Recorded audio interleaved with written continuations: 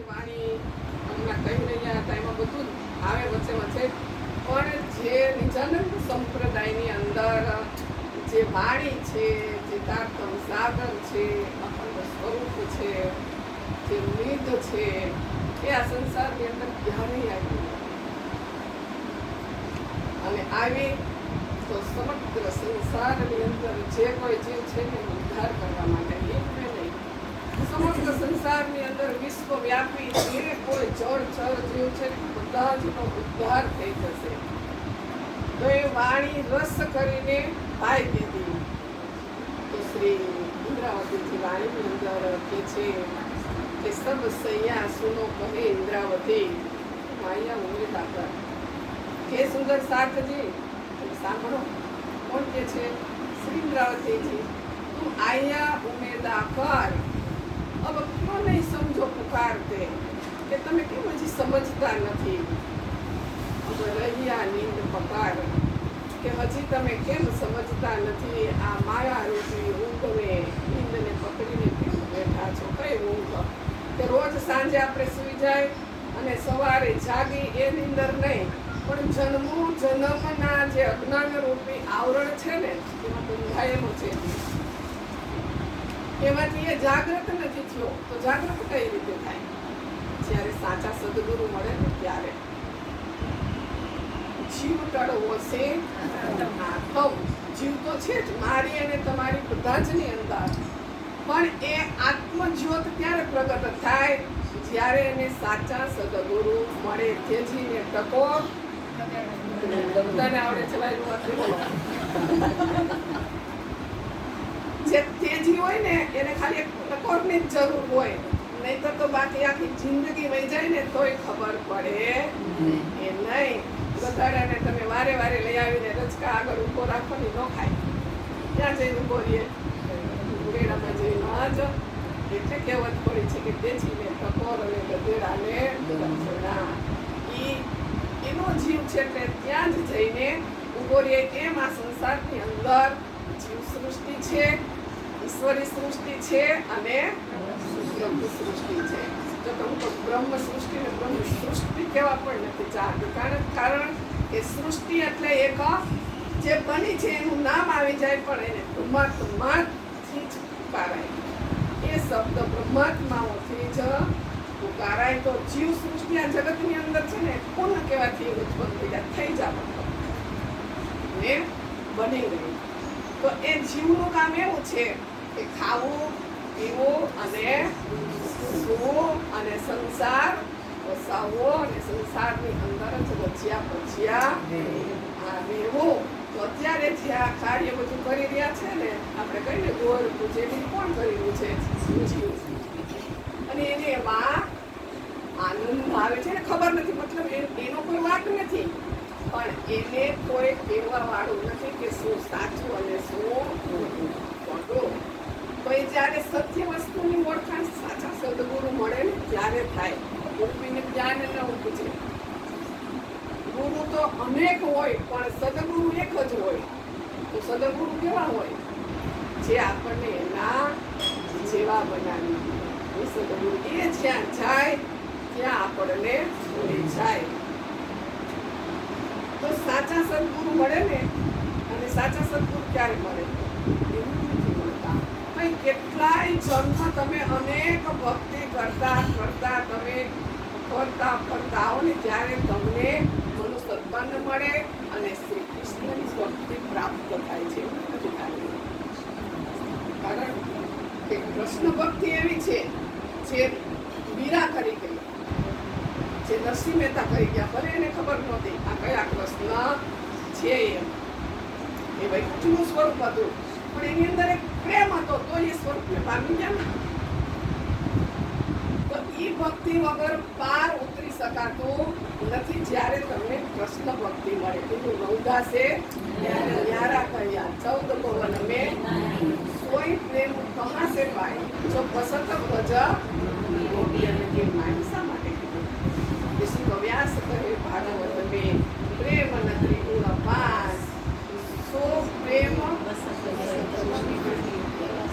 પેલા સ્વરૂપ એ સ્વરૂપ છે સુખદેવજી અને વ્યાસજી પણ એને પામી શક્યા નથી.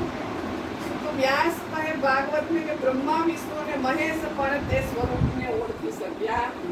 પ્રેમ પાસે પ્રેમ નથી, બધું જ છે, પ્રેમ નથી. પ્રેમ કોની પાસે હતો?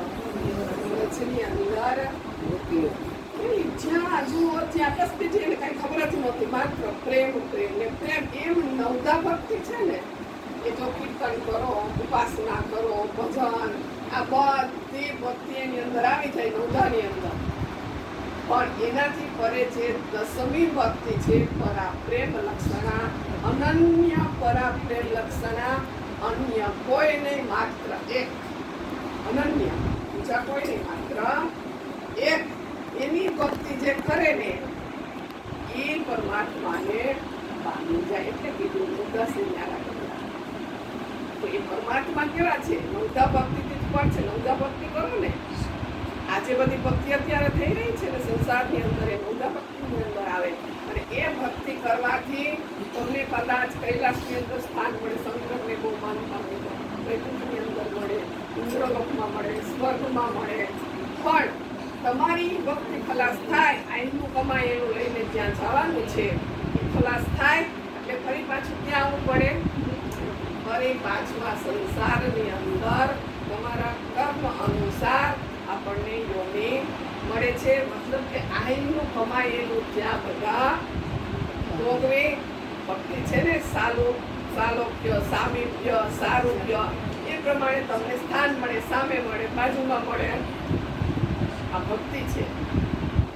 તો એ ભક્તિ કરવાથી આપણને ફરી પાછું મનુષ્ય તન મળે ને ફરી પાછા આ સંસારની અંદર આવવું પડે.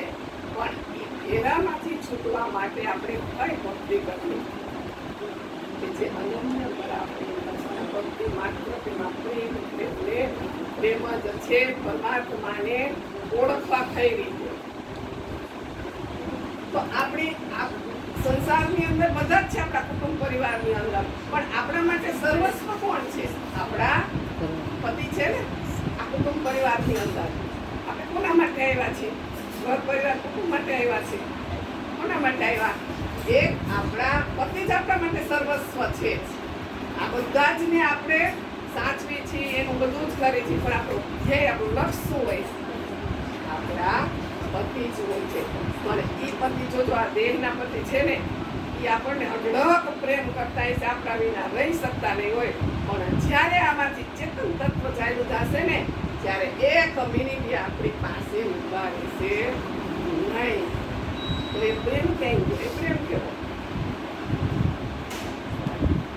એ નાશવંત પ્રેમ છે. કોને પ્રેમ કરતા હતા? આ દેહને પ્રેમ કરતા હતા, આત્માને પ્રેમ કરતા નહોતા. એવી અમર કહાની બની ગઈ કે જે પ્રેમ કરતા હતા, જેને શરીરને કોઈ સ્પર્શ નહોતો કર્યો, એવી ઘણી બધી અમર કહાની બની ગઈ છે ને. પ્રેમની લીલા મજનુ, હીર રાંઝા, શ્રી ફરા, આવી કેટલી બધી અમર કહાની જેને શરીરનો કોઈ સ્પર્શ નહોતો કર્યો. અને એકનો દેહ છૂટી ગયો ને તો બીજાને ખબર પડે ને, તો ત્યાં જ એનો પણ દેહ છૂટી જાય છે. એને સાચો પ્રેમ કહેવાય છે. એ અસલ ઇશ્ક છે. પણ આ તો ખાલી સ્વાર્થના સગા છે બધા, છે જ ને. ખાલી તમે મહિનો કે 2 મહિના બીમાર રહ્યો ને તોય તમારાથી બધાય ખૂબ પ્રેમ કરે છે. આ બધું જોવાનું છે. ત્યારે મનોમન પ્રાર્થના કરતા કદાચ પતિ તો ન કહી શકે, પણ મનોમન તો કહેતા સમજવાની વસ્તુ એ છે કે સાચો સગો કોણ? એટલે આપણે વર્ષોથી ગાય છે કે કોઈ કોઈનું નથી રે, કોઈ નથી. આ તો નાહક પડ્યા છે બધા, નથી રે, કોઈ કોઈનું નથી રે. સ્વાર્થ વિના કોઈ બધા જ એકબીજાના ઋણાનું બંધે એક ઘરની અંદર આવી મેળા છે ને, કે ઋણાનું બંધે આવી મેળા સાત માત સહોદર સાત. આ બધા જ ઋણાનું બંધે આવી મેળા છે ને, એટલે એકબીજાની અંદર પ્રેમ છે. પણ જેમ સમજ આવતી જાય ને કે ઓછો કરવાનો છે. સુંદર સાચી ત્યાગ એટલે છોડવું નહીં, ત્યાગ એટલે જાગ કરવી. છોડવાની જરૂર નથી. ઘર બાર કાંઈ છોડવાનું છે, બધું છોડીને છે ને એની માયા જ લાગેલી છે. ક્યાંય પાછા મોટા મોટા આશ્રમો, બધું ગાડી, બધું આલિશાન ભવ્ય જીવન. તો શું છોડ્યું? તો ઘરે હતું ને, ગાડી, બંગલા, બધું છોડવાની જરૂર નથી. ત્યાગ મતલબ જાગતર દેખના, જાગો કે આ સંસાર શા માટે છે, આપણે શા માટે આમાં આવ્યા તો આપણે શું કરવાનું છે, આ તન મળ્યું છે તો શા માટે મળ્યું છે? આ સંસારના ભૌતિક સુખ ભોગવવા માટે એમ નહીં. આપણે તમારા સુંદર સાથે કીર્તન બોલ્યા ત્યારે તમે કોઈ નહોતા કે જન્મત હિ તેરો અંગ જોતો દેખત હિ ઉડ જાય रे जीव निमक के नाटक में क्यों रहियो उलझाए? આ નાટક છે, આ સંસાર છે, કેટલું છે? એક નિમકનું, એક ક્ષણભરનું. ક્यों रहियो ઉલઝાય? કે આ નાટકની અંદર ક્यों ભ્રમિત થઈ ગયો છો તું? જાય બહુ સરસ આ ચરણ છે કે એક ક્ષણ તને મળી છે ને એનું તું લટકું લઈ લે, એને તું સમજી લે અને એને તું સદુપયોગ કરી. એટલે જ કલશ ગ્રંથનું કીર્તન જાગૃત પ્રકરણનું બોલ્યા કે હવે જાગી જુઓ મારા સાથજી કે છે આપણા જોગ ત્રણ લીલાને ચોથી ગરકણી ચારેનો એમાં ભોગ. હવે જાગી સમય નહીં મળે તમને ફરી પાછો આવો. આ જે ભૂમિની અંદર આપણે બેઠા છીએ તો એમાં ત્રણ તો ઠીક, પણ ચોથી પણ લીલા આની અંદર જાહેર થઈ ગઈ. વ્રજનું સ્વરૂપ, રાસનું સ્વરૂપ, પરાગનું સ્વરૂપ, ધામનું સ્વરૂપ, આ બધા સ્વરૂપ ક્યાં આવીને સીમિત થઈ ગયા? ધનિશ્રી દેવચંદ્રજીની અંદર ને પછી ઈ સ્વરૂપ પાછું બધા એની અંદર જ છે. પાછું ઈ સ્વરૂપ કોની અંદર બિરાજમાન થઈ ગયું, પ્રવિષ્ટ થઈ ગયું? તો બહાર કે ધનીએ શું કહે છે ને, નો છોડવું અપની અર્ધાંગ ઇન્દ્રાવતી યુદ્ધે બેઠે અપની પ્રગટ તો બહાર કે ધનીએ જાણ્યા ક્યો છોડવું અપની અર્ધાંગ. જ્યારે દેવચંદ્રજીની અંદર જે સ્વરૂપ બેઠું હતું ને એને વિચાર થયો કે હું હારીને થાકીશ નહીં, આ અર્ધાંગ જે છે મારીને હું એમને નહીં છોડું. પણ ઇન્દ્રાવતીના હૃદયની અંદર આવીને બેસી ગયા અપંગ. મતલબ કે પોતે કઈ નહીં કરે, અપંગ માણસ કઈ નથી કરી શકતો ને. એટલે કે ઇન્દ્રાવતી હૃદય અપંગ એના દિલની અંદર બેસી ગયા, માધ્યમ બનાવ્યો. હવે કરીશ હું પણ કોઈને ખબર પડશે નહીં. ઇન્દ્રાવતીના હૃદયની અંદર અપંગ વિચાર તો કરો. સમર્થ ધણી ઇન્દ્રાવતીના દિલની અંદર પોતે જ કીધું હવે હું અપંગ બનીને એટલે કીધું કે ઇન્દ્રાવતી સો અતંત ઉચ્ચાર કરો. ઇન્દ્રાવતી સો અતંત રંગે ઉપર મીંડું છે. ઇન્દ્રાવતી સો અતંત રંગે શ્યામ સમાગમ થયો. અતંત એટલે જેનું ઉષ્મા જ નથી, કારણ કે પાઠ ભરી લીધું સ્વરૂપે કામ થઈ ગયું. ઇન્દ્રાવતી શું અતંત રંગે શ્યામ સમાગમ થયો. મતલબ ઇન્દ્રાવતીના દિલની અંદર ખુદ આવીને બેસી ગયા. પછી કીધું કે સાત પેડો જગોમાં ઇન્દ્રાવતીને કહ્યું. કોણ આવીને અપંગ થઈને બેસી ગયું? માધ્યમ મહેરાજનું તન છે ને, પણ એની અંદર સુતા ઇન્દ્રાવતી છે ને. જાગરીનો ઇલકાબ કોને આપી દીધો? સુંદરભાઈને ઘણી ઈચ્છા હતી એ હું નકર બાકિયા નાખલી ભેજી એ 69 પત્રિકા લખી પણ લેખ ન પાયા પણ ઉત્તર એક પણ ઉત્તર મળ્યો નહીં. એ જરીથી જાગરી ક્યારે થશે, કેવી રીતે થશે, ખબર જ ન પડી. સુંદરભાઈની બહુ ઈચ્છા હતી. પરમધામના 25 પક્ષનું વર્ણન કરતા હતા, વ્રજની રાસની લીલાનું વર્ણન કરતા હતા, પણ કોઈ સુંદર સાધને ચોટ વાગતી નહોતી. શા માટે? આ તો પહેલાથી જ નક્કી થઈ ગયું હતું કે સુંદરભાઈ તો બહુ ઠંડી છે. પણ આજે જુજાર છે ને ઇન્દ્રાવતી તામસીમાં આવ્યો એ જ જાગણી કરશે. અને એવું મંતવ્ય છે કે જ્યારે યોગમય બ્રહ્માંડની અંદર જ્યારે રાસ પૂર્ણ થયો પછી બધી જ સખીઓ ચીલણા કરવા ગાય અને એના વસ્ત્ર ઉતારેલા મૂકા એની ઉપર ધામ ધણીજી બેઠા અને બધા જ ચીલણા કરીને આવ્યા. પછી શિંગાર એકબીજાને કરાવ્યા. પછી ભોજન કરવા માટે બેઠા. યોગમાં એના બ્રહ્માંડમાં જમનાજીના કાંઠે ત્યારે કોળીઓ લઈ શ્રી રાજે ઇન્દ્રાવતીના આસમાઈ અને સુંદરબાઈ આ બંને ભેગા બેઠા હતા.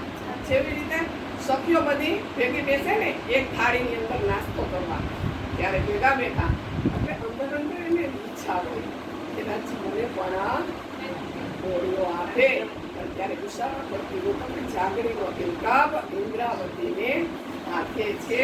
તમારા કોઈનું એમાં કામ નથી. 3 જૂથ ભેગા ફરી ફરીને પછી તમારા બીજી હોત ને તો ત્યારનું પાછી વળી હોત. આ તો ઇન્દ્રાવતીની જુજાર હતી ને એટલે ખડી રહી છે ને એક જે રામ ખડા બેઠા બધા ભાગી ગયા. ડર આવે ને અને પાછા જુઓ તો ખરા સાક્ષાત ધણી હતા. ત્યારે પહેચાન નહોતી. આ મહેનત ઠાકુર જ છે.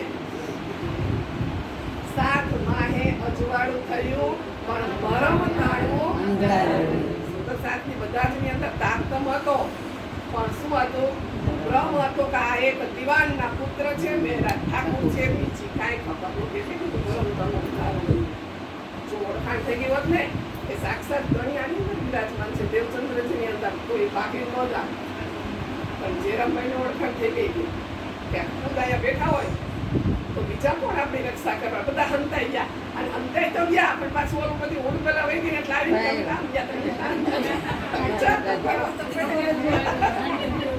જ્યારે સત્ય હકીકત કોઈ જણાવતા નથી કે અમે ખોટું ડરથી ભાગી ગયા.